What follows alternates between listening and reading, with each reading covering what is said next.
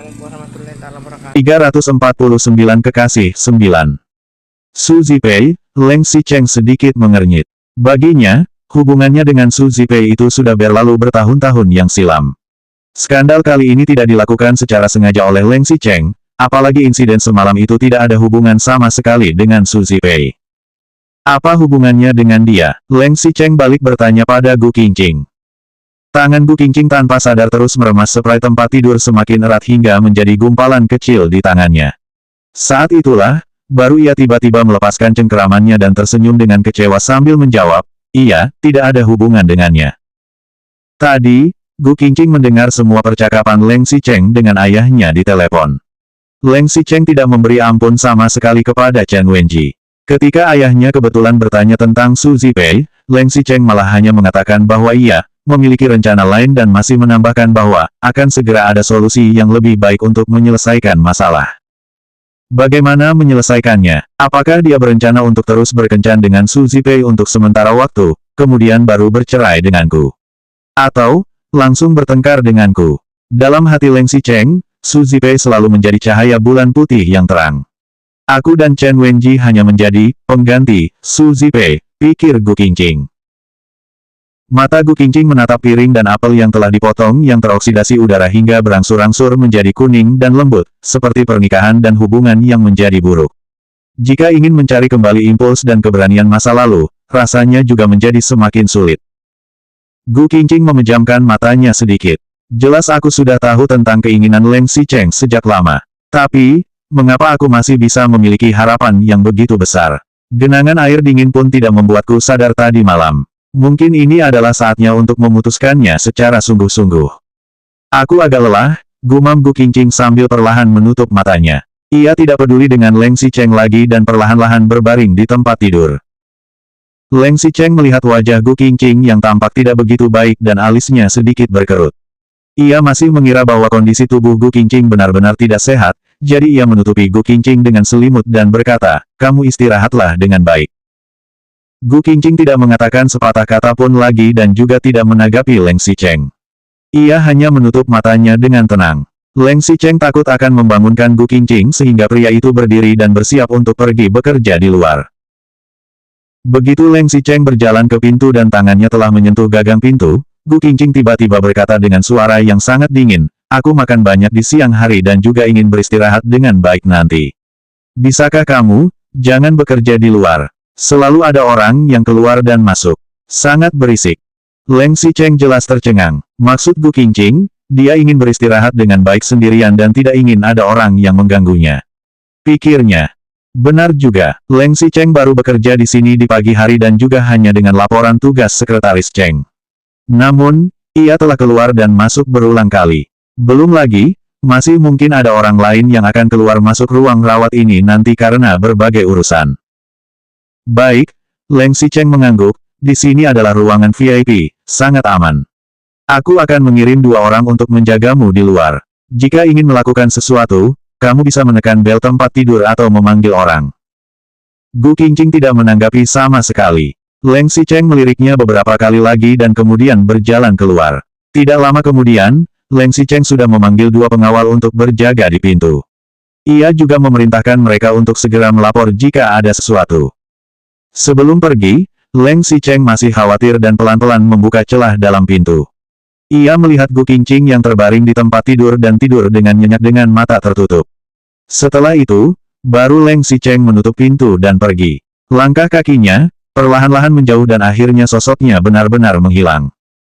Setelah Leng Xicheng pergi selama setengah jam, Gu Qingqing yang berada di dalam ruangan perlahan-lahan membuka matanya. Gu Qingqing tidak bisa lagi secara pasif menunggu Leng Xicheng untuk menyebutkan perceraian padanya.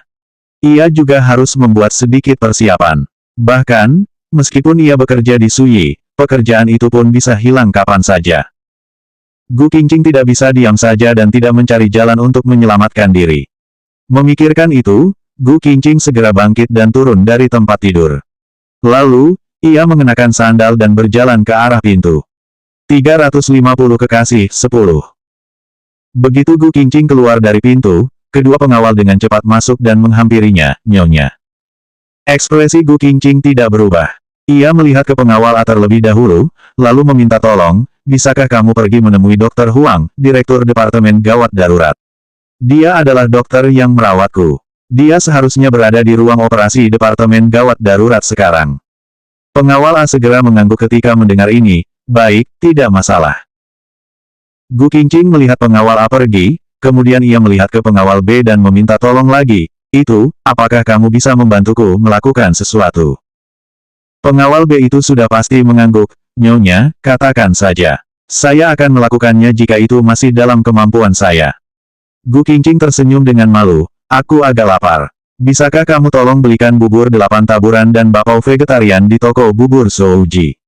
Itu tidak terlalu jauh. Keluar dari pintu, lalu belok kanan. Berjalan ke sana mungkin kurang dari setengah jam. Aku akan memberimu uang. Seberapa mahal harga bubur 8 taburan dan bakpao vegetarian? Pengawal B langsung berkata, itu tidak perlu, Nyonya.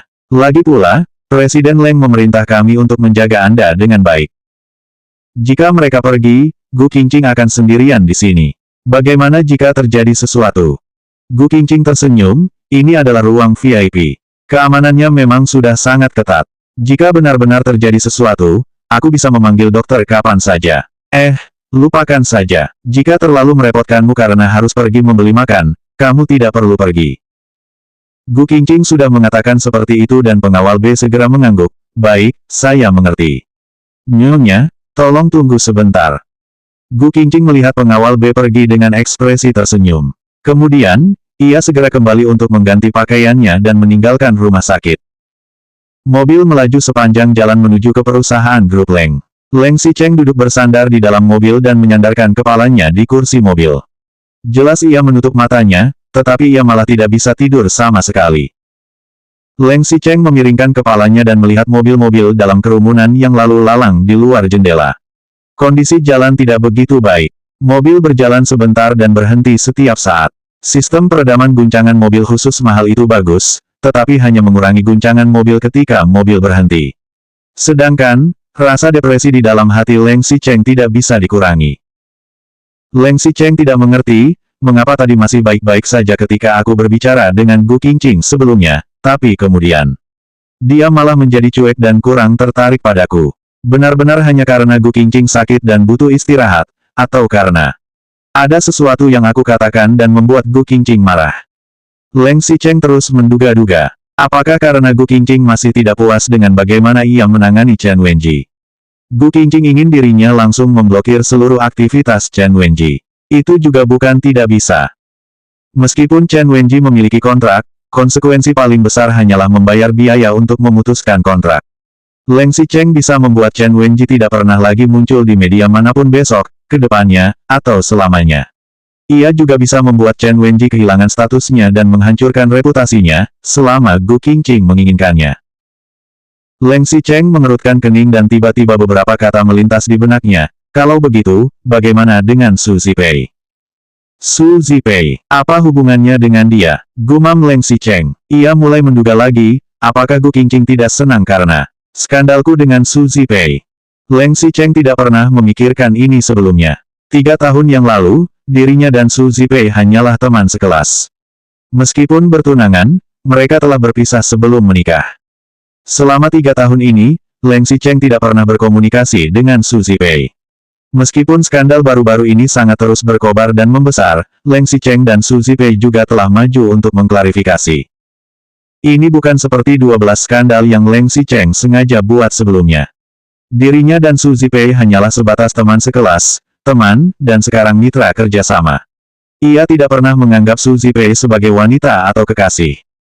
Pada akhirnya, Leng Xicheng kembali berspekulasi, tapi, bagaimana jika itu benar? Jika Gu Qingqing benar-benar keberatan karena skandalku dengan Su Zipei. Begitu muncul pikiran itu di benaknya, Leng Xicheng segera berkata, putar balik. Kembali ke rumah sakit. Selanjutnya bab 351 luka yang tak terlihat 1.